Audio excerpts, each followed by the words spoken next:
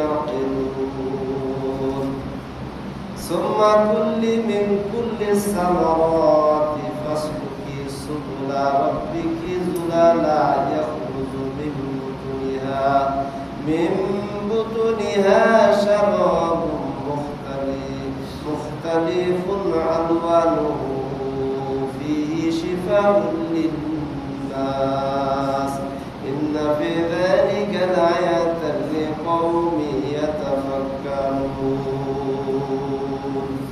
66, 67, 68, 69, 70 নম্বর আয়াত সূরাতুল নাহল এর শব্দের অর্থ মৌমাছি।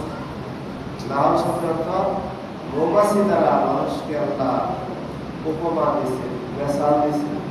মৌমাছি দ্বারা মানুষকে বুঝাইছে, তার বিবেককে জাগ্রত করছে। এখন আসে ওয়াইন্না লাকুম ফিল আনআমি লাইবরাতা তুসকিকুম মিম্মা ফি বুতুনিহি মিন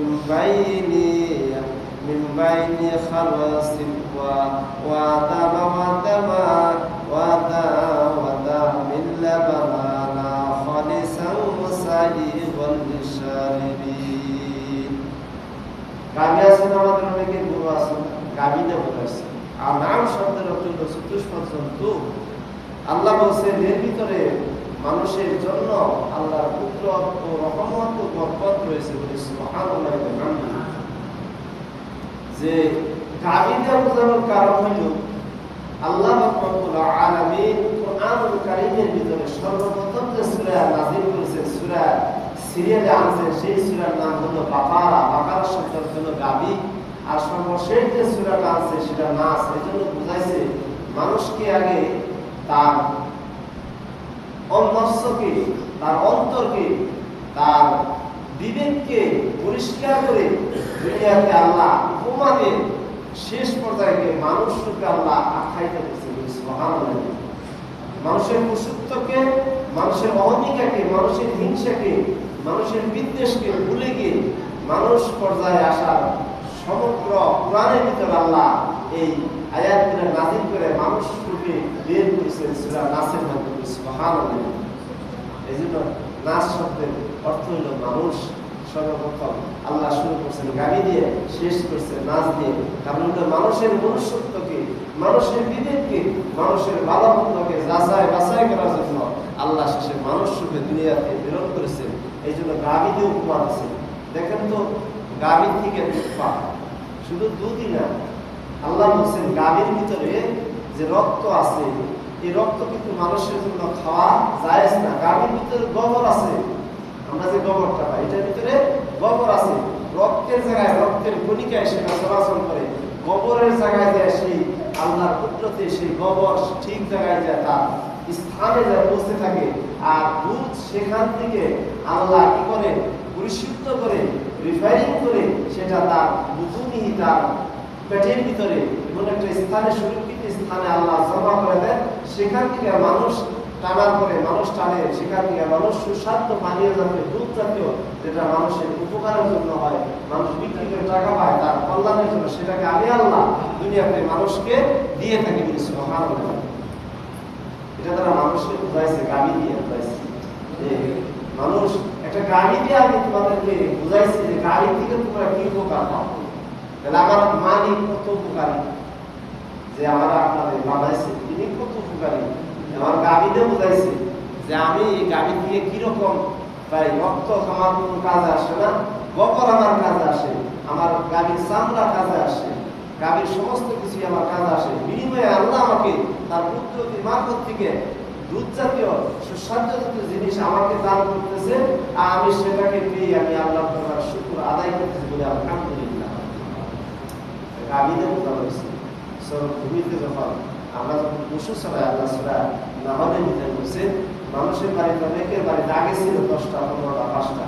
যখন পশুগুলো এসে প্রাণকারী ছিল নামাজের ভিতরে আসছে, পশু যখন সে সকালে বের করতো, তো আল্লাহ বলছেন যে বান্দারে এই পশু বের করার সময় তোমার মনের ভিতরে একটা তৃপ্তি বা মহব্বত আসলো পশুর প্রতি। যখন তুমি চারণ ভূমিতে নিতে, চারণ ভূমির থেকে যখন তুমি আবার সেগুলো তোমার ঘরে নিয়ে আসতে, এর মধ্যে আমি আল্লাহর একটা কুদরতি রহমত তোমার জন্য রয়েছে। তোমার মনের ভিতরে একটা প্রশান্তি আমি আল্লাহ দিয়ে দিচ্ছি। সুবহানাল্লাহ।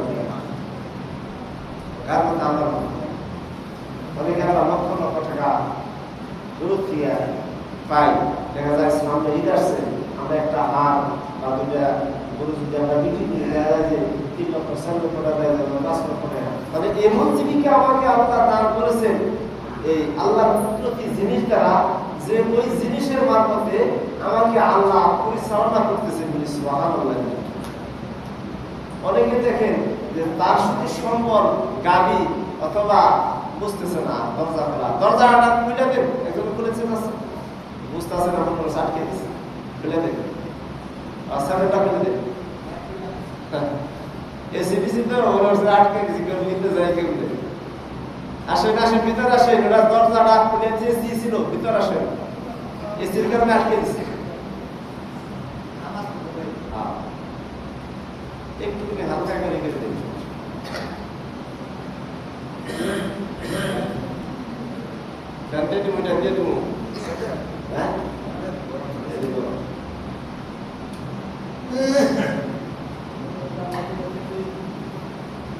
এখন দেখেন আমরা যে আঙ্গুর খাই, বেদানা কিশমিশ খাই, এই সম্পর্কে কি বুঝছাম?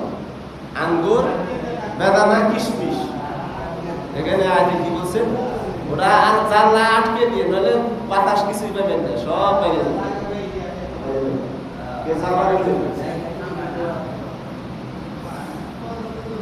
জানলা আটকে দিয়ে ওরা না পিছনে দিছি, এসির পিছনে দিছি, এদিকে খেয়াল দেন।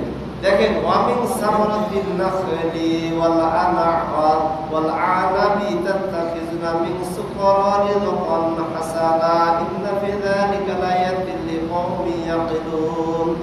এই যে আঙ্গুর, বেদানা, কিশমিশ যে খান, এই আঙ্গুর, বেদানা, কিশমিশের ভিতরে আল্লাহ উপকারিতা রাখছে।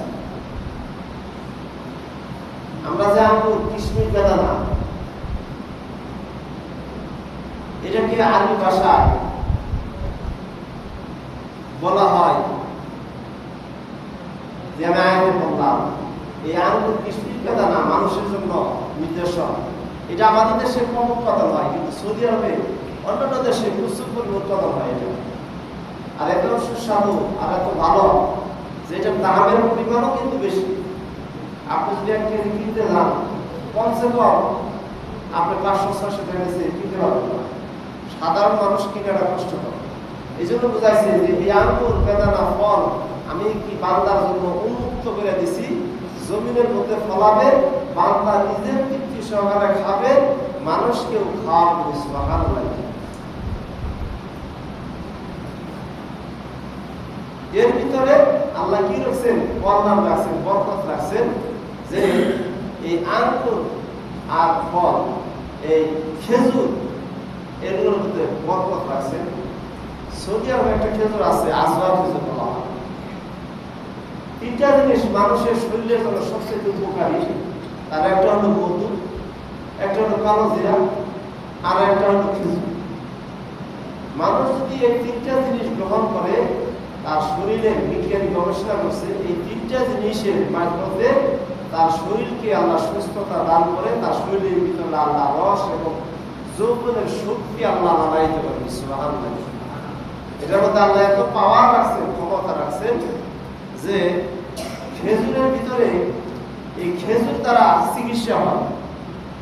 খেজুরের মারফতে মানুষের চিকিৎসা হয়, যে চিকিৎসার দ্বারা মানুষ কি করে? উপকৃত হয়। এই জন্য আল্লাহ বলছেন যে শুধু খাওয়ানোই বিষয় না, এর মারফতে বিজ্ঞানী চিকিৎসকগণ এটার দ্বারা চিকিৎসার মাধ্যমে এমন কিছু বস্তু তৈরি করে যেটা মানুষের জন্য সেবা হয়ে যাবে। সুবহানাল্লাহ। যার দাম অনেক, 1 কেজি আজওয়া খেজুরের দাম 1000 টাকার উপর।